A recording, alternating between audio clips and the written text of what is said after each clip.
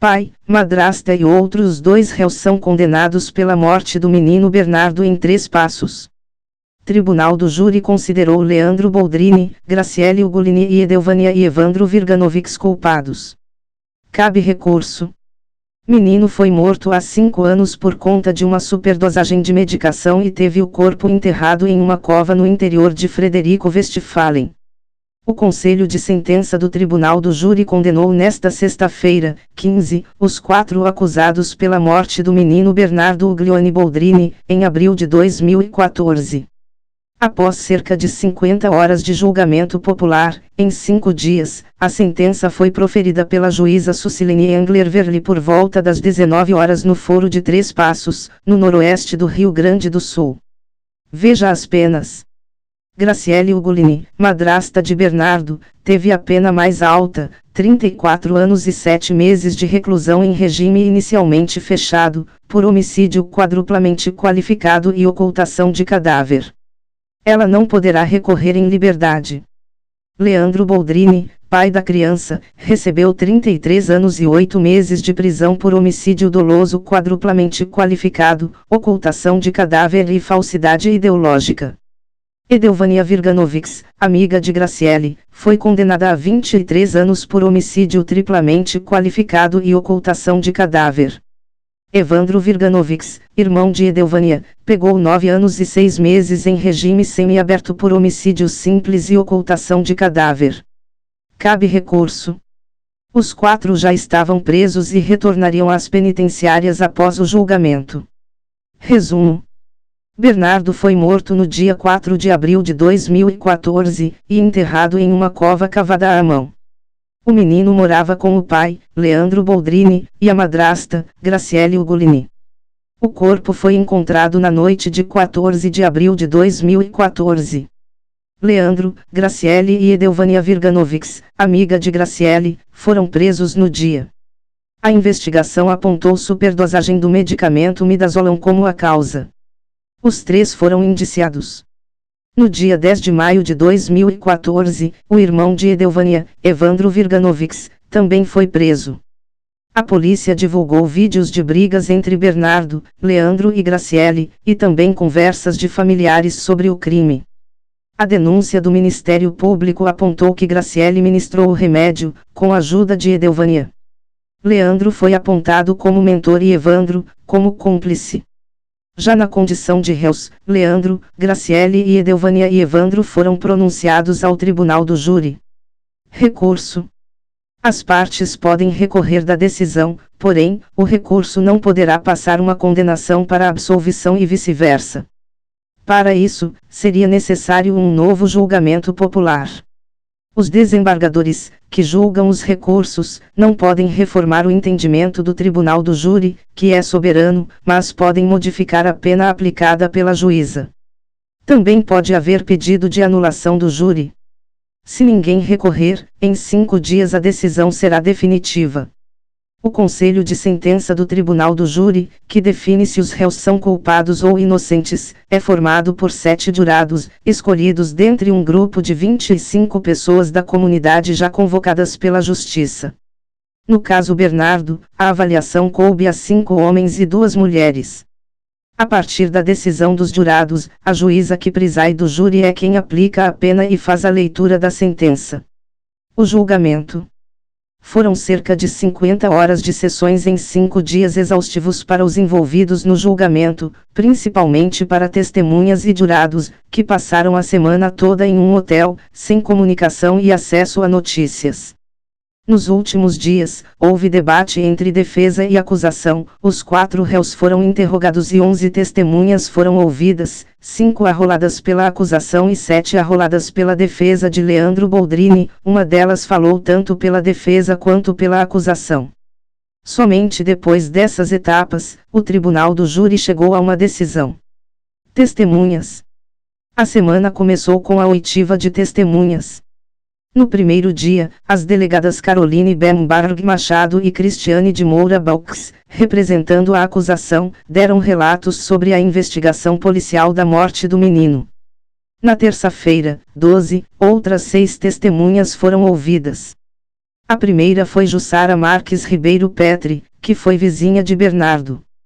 Ele costumava passar dias na casa dela, a quem se referia carinhosamente como tia Ju. Segundo ela, a criança era negligenciada pela família. Testemunha Jussara presta depoimento no segundo dia de julgamento do caso Bernardo. Foto, reprodução /TJRS. Testemunha Jussara presta depoimento no segundo dia de julgamento do caso Bernardo. Foto, reprodução /TJRS. Testemunha Jussara presta depoimento no segundo dia de julgamento do caso Bernardo. Foto, reprodução /TJRS. A psicóloga que tratou Bernardo, Ariane Schmidt, corroborou o depoimento de Jussara. Definiu o pai Leandro como pouquíssimo envolvido, tangencial, periférico, sem vínculo, sem empatia com a criança.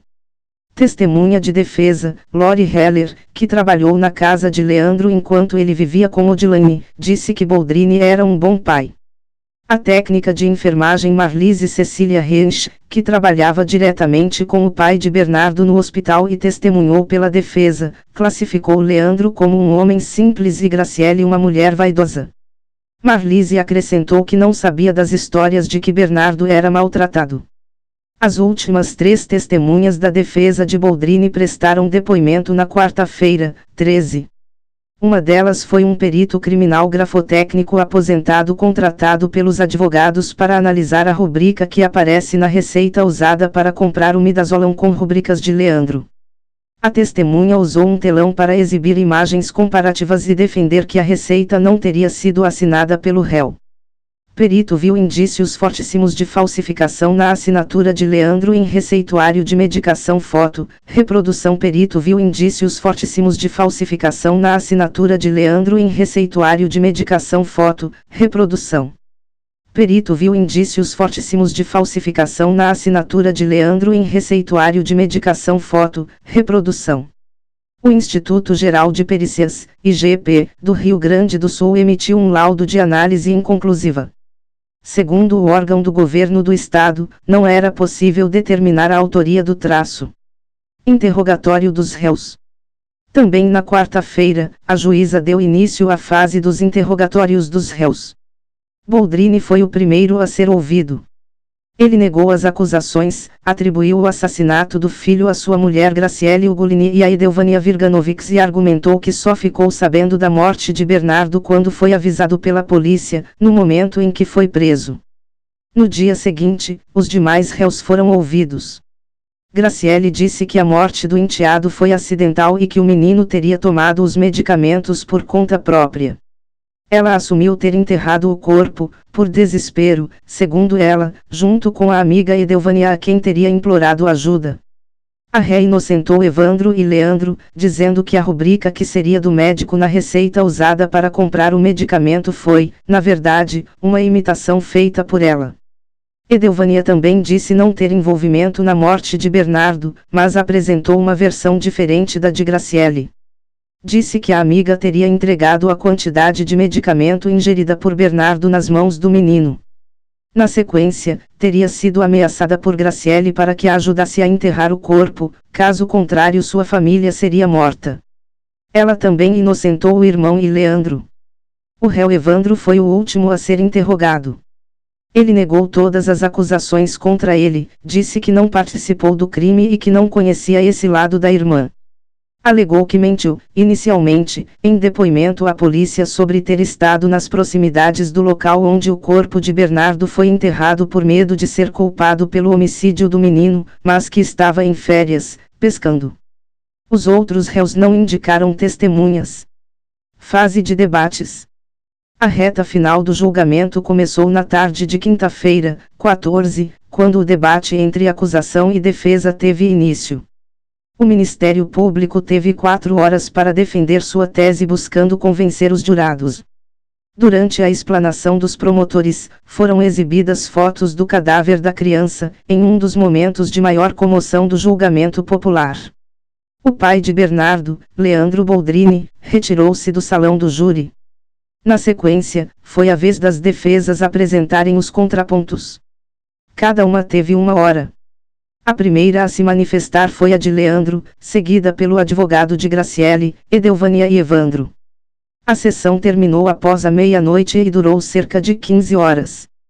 Na sexta-feira, último dia de julgamento, como parte do rito, houve mais 2 horas para réplica do MP e outras 2 para tréplica das defesas. 5 anos de espera. Outdoor colocado na entrada da cidade de Três Passos pede justiça pela morte de Bernardo. Foto, Carolina Cattaneo/G1. Outdoor colocado na entrada da cidade de Três Passos pede justiça pela morte de Bernardo. Foto, Carolina Cattaneo/G1. Outdoor colocado na entrada da cidade de Três Passos pede justiça pela morte de Bernardo. Foto, Carolina Cattaneo/G1. Ao longo da semana, os assuntos nas rodas de conversa pelas ruas da cidade de pouco mais de 20 mil habitantes era sempre o mesmo. Sobraram lugares no salão do júri em algumas sessões e o movimento em frente ao foro era predominantemente de policiais e jornalistas. Pessoas de outros estados também acompanharam o caso. Em uma padaria do lado oposto da Avenida Júlio de Castilhos, onde fica o foro, a TV exibia o julgamento do caso desde segunda-feira, 11. A funcionária veridiana Laís Kluga diz que a clientela aumentou muito no local nos últimos dias conta disso e que os clientes paravam ali para fazer um lanche e assistir. Um outdoor na entrada do município segue projetando a foto do menino ampliada com os dizers: "Eles te calarão. Agora nós somos a sua voz." Em frente à casa onde Bernardo morava, cartazes em homenagem a ele seguem pendurados. A denúncia. Morador de Três Passos, Bernardo Uglione Boldrini desapareceu no dia 4 de abril de 2014. Ele foi encontrado morto 10 dias depois, em uma cova vertical às margens de um riacho, em Frederico Westphalen. Laudos periciais atestaram a presença de midazolam no estômago, rim e fígado do menino. A superdosagem do medicamento teria sido a causa da morte da criança. No dia do desaparecimento de Bernardo, Graciele foi multada por excesso de velocidade na ERS 472, em um trecho entre os municípios de Tenente Portela e Palmitinho. A madrasta do menino trafegava a 117 km por hora e seguia em direção a Frederico Westphalen. O Comando Rodoviário da Brigada Militar, CRBM, disse que ela estava acompanhada de Bernardo. Segundo a denúncia do Ministério Público, Graciele conduziu o enteado até Frederico Westphalen. Ao iniciar a viagem, ainda em Três Passos, ministrou-lhe, via oral, a substância midazolam, sob o argumento de que era preciso evitar enjoos. Em seguida, já na cidade vizinha, Graciele encontrou a amiga Edelvânia Virganovics. Ainda conforme o MP, Graciele, com apoio moral e material de Edelvânia, aplicou em Bernardo mais uma injeção intravenosa da substância, em quantidade suficiente para lhe causar a morte. A denúncia ainda aponta que Evandro Virganovics foi o responsável por fazer a cova vertical, além de limpar o entorno do local, 2 dias antes da morte de Bernardo, para facilitar o crime. Leandro chegou a informar a polícia sobre o desaparecimento do filho, mas a investigação da promotoria apontou que ele já teria conhecimento que o filho estava morto e que teria ajudado a arquitetar o crime, inclusive rubricando e carimbando a receita do medicamento encontrado no organismo do filho. Conforme o MP, em um vídeo, gravado no celular de Leandro, Graciele ameaça Bernardo, dizendo: "Eu não tenho nada a perder, Bernardo. Tu não sabe do que eu sou capaz. Eu prefiro apodrecer na cadeia a viver nesta casa contigo incomodando." Bernardo morava com o pai, a madrasta e a filha do casal, à época com cerca de 1 ano, em uma casa em Três Passos. A mãe do menino, Odilane, foi encontrada morta dentro da clínica do então marido anos antes, em fevereiro de 2010. A polícia havia concluído que ela cometeu suicídio com um revólver. Mas a defesa da mãe dela, Jussara Uglione, contestou a versão. O inquérito foi reaberto. Concluído em março de 2016, a nova investigação não apontou indícios de homicídio. Para a polícia, Odilane se matou.